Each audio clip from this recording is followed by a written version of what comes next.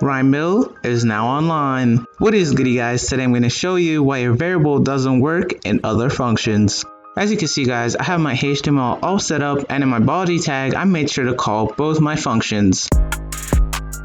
We're going to start by declaring a variable name, which is going to be set to RhymBil, and below that we're going to use document.write to display this name.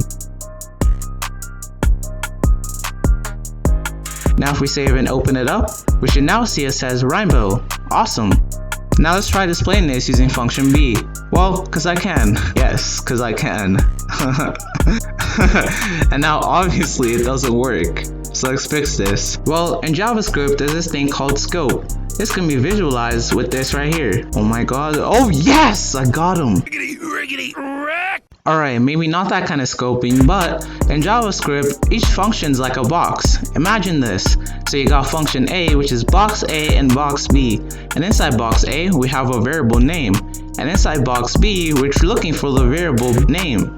But that's not possible because there's no variable name in box B. It's in box A.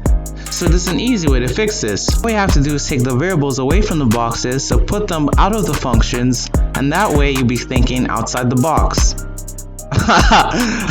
And no, stop it. Get some. So now you can see it doesn't matter where we put document.write because the variable new var is not inside any of the boxes. So that means the boxes can actually grab that variable anytime they want. And that's it guys.